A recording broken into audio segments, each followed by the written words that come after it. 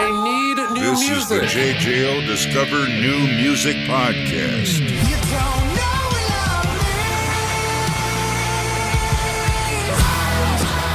Are you tired of living? Welcome to Discover New Music. Joining me, another very special guest, Daniel Oliver of Nothing More. Danny, how are you, my friend? I'm good. I'm having a great day here in Idaho. How are you? Idaho. Wow. Okay, that's fine. You're out there on the road traveling around. That's good. I'm good, man. I'm excited to chat with you because I get to share some fun Nothing More history of my own. Real quick, I want to show you. Got my Nothing More shirt on. Oh, yeah. Vintage. Dude, that is vintage. Yeah, it's a nice one. So I wore that to really give me the good Nothing More vibe juju for this interview. I love it. That is an old one. The brand new album, Spirits. People are getting a taste with the current single, Tired of Winning. And you can hear that all over the place. Actually, the next single that's already dropped. Now, unlike most Nothing More albums, this one took a little bit longer than you guys are used to put together. Yeah. You know, whenever you're going into writing a record, it's really, there are just so many unknowns, you know, because I don't know what are these unknown songs we're about to make, right? Like no clue.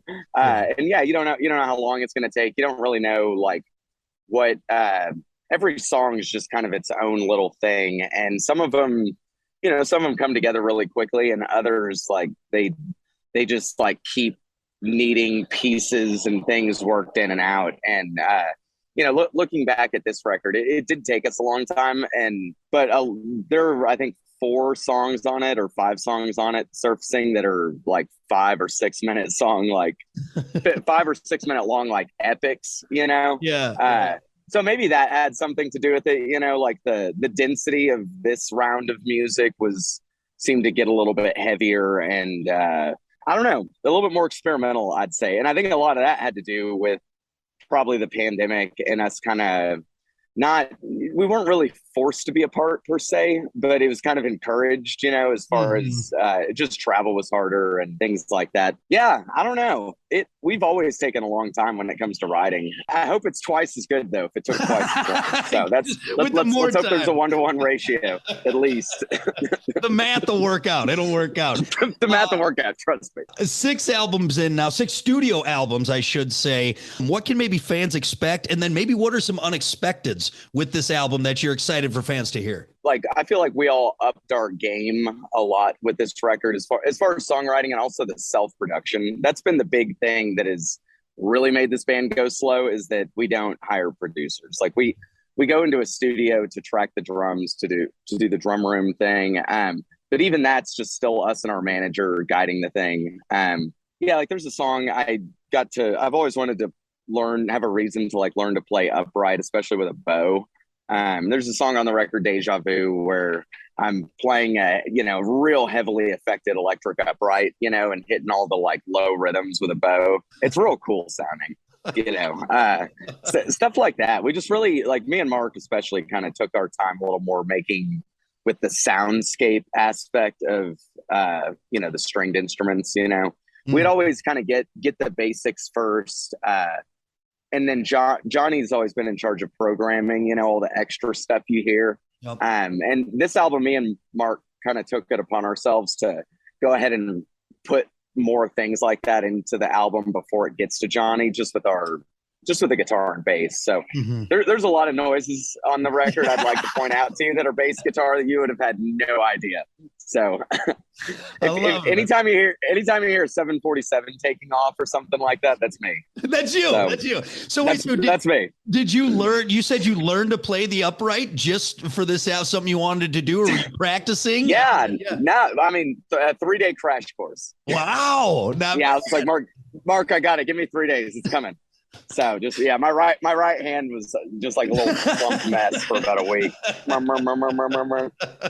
a new style of bass right there, just with the tight hand. Yeah, new style of bass. But all that being said, we've always, or at least the last I guess 3 records have been 100% DIY self production, and I think this might be the last record we actually do like that. Yeah. I think for the next one we're talking about, or we're in talks with going in with the producer, and we've already started writing that record. So to not run into this situation again. At least having an outside ear can keep the pressure off of you, or at least the self-loathing and deprecation that you see otherwise. Yeah, yes, correct. The inevitable depression that it will cause, for sure, for sure. Just keep us out of the weeds and moving. Like I've historically done all the stage construction for the band, and even with this last record, I built the new device coming out. It's like a 24-foot tall kinetic sculpture made out of kick drums. It's insane. Yeah, so hopefully now down the future, I can now communicate better to other people how to build things and move things a lot quicker than me working in a garage for 2.5 years, you know. I know you talked about where you get to play the upright bass, kind of a fun thing. Do you have a favorite track on there? Is that maybe it? Or is there one that really speaks to you? I know that might be like picking a favorite child, but is maybe one on that album that really gets you? Yeah, I think so. I think we're all kind of feeling the one that I think gets me the most, that maybe doesn't get to the other guys the most, is a song called Valhalla. It's the next to last track. And it's definitely like an epic, you know, that starts on acoustic with Johnny telling a story about his childhood. And then by the end, though, it's, you know, fire and damnation raining down from the heavens. That's one of my favorites. The song I think we all like the most is like the heavy energy track, is a song called Face It. And it's got a kind of, it's an interesting tune. It has kind of a Phil Collins vibe intro, just turns into pure energy. So I don't think in the last year of interviews I've done, actually the last 10 years of interviews I've done, have I heard it has a Phil Collins vibe intro, which I love Phil Collins. I do, but I have not heard that kind of reference into it. So I'm excited now. I'm excited. Excellent. Yeah, we don't hear that reference a lot. He's a hard guy to knock off, I suppose. Hey, this is Johnny. Discover New Nothing More, now on JJO. Are you tired of winning? 'Cause it's already Madison Solid Rock 94.1 JJO and JJO Discover New Music. Our guest is Daniel Oliver of Nothing More, talking about the band's new release, Spirits. If you've never seen Nothing More live, oh my God, it's a religious experience. It's insane. You'll be exhausted. If you're a woman, you'll be pregnant afterwards. It's amazing what you guys do. I think at this point, outside of maybe shooting Johnny out of a cannon, I don't know what it's nuts, you guys. It's nuts. That's a great idea, actually. Shoot him out of something. But I don't know. We've always really liked the extracurricular show things. We feel like, you know, Johnny has a drumline background. So does Ben, actually. So they're kind of come from that like drumming, performance, theater art kind of stuff. So the moment we started doing things like drumline inspired drum circles on stage and like multi-man bass solos and things like that, I don't know, we just found that the crowd like understood our spirit a lot quicker. So we just kind of always kept them in the set. And as time has gone on, I feel like the live show department's always been more me, especially the construction aspect. So yeah, just like everything else, as the years have gone by, I've just learned and, you know, at some point bought a welder, kept going and learning, and, you know, I'd tell the guys my ideas, they'd say I'm crazy, then they'd always work. Here we are. So without any training, with just like, you know, some ideas and the internet at my disposal and some friends to ask questions to, you know, you can do a lot in this world. It's kind of crazy. Tim the Tool Man Taylor of the music world, I guess, is what we could say right now. Yeah, I suppose so. I love it when bigger bands come up to me asking if I can fix something for them, you know. Like someone from Disturbed comes up, they're like, dude, this stand broke, please. Really, you know, everything we've done so far, we've played like a bass stand or, you know, Johnny's drum set, or the scorpion tail. That's, you know, all kind of instruments that we play. This next thing is more, we might play it, I'm not sure, but they're all aluminum, very light, like more, not to be like smashed kick drums that I've built. Each one has a 3-foot drumstick on it, so it can play itself. Yeah.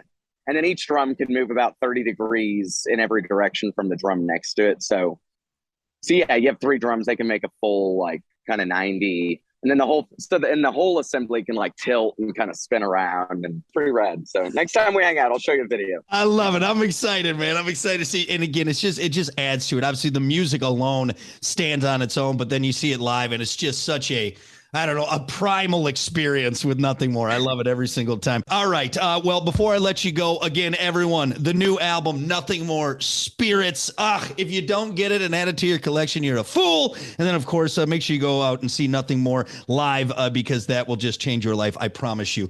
Let's do rapid fire, and then I'll get you back to what you guys got to do. No wrong answers on this. You just go with what's in your heart, and we're going to learn a little bit more about you. Actually, first, what happens to all the right arm sleeves from Mark's shirts? What do you guys do with those? Where do they go? He says they're going into a giant quilt project. So I haven't seen it yet, but that's what they say. Be the biggest quilt. Is it going to be like an entire stage cover? Because he's been doing that for years. I hope so. Yeah, it's like, dude, if we got to make this a world record or something. Oh my God! Right? All right. Yeah, that's where those go. I love it. Right in a quilt. All right. Chili dog or corn dog? Corn dog. Would you rather see Bigfoot or El Chupacabra? Bigfoot. Well, I'm surprised you being a Texas boy. Maybe you're scared of El Chupacabra. You know, I know that's close in Mexico there, but I guess. Yeah, I am a little scared. Yeah. If it's real, I don't know. I might have to move. Sweet or salty? Sweet. Would you rather have to fight Mike Tyson in his prime or the entire cast of the Little Rascals with prison shanks? Oh, geez. Mike Tyson. Mike Tyson. Ooh, that's a tough call. That's a tough call. I think so. Murder by like 1,000 little hands would be horrible. You know, they're going to make 20 little heads. Those little shanks are going to be sharp right there, right in the ankle. Right in the ankle. They're going to be cute little shanks. Yeah. The most adorable death you've ever seen. Stabbed to death by the Little Rascals. But Mike Tyson's not a bad answer. All right, there you go. Thanks for humoring me on that. Danny, you are awesome, man, and congrats, guys, on the latest album, Nothing More, Spirits, and it's just fantastic. You can't wait to hear more, brother. Yeah. Thank you so much for the support over the years. I don't know. We have a good time every time we hang out. This interview is great. You're awesome. Can't wait to see everyone out there on the road. So thanks, brother. Stay tuned. This is the JJO Discover New Music Podcast. Listen, rate, share, subscribe. Discover new music now at WJJO.com, in the JJO app, or wherever you get your podcasts. Brock has a new interview every Thursday evening between 6 and 7. 94.1 JJO.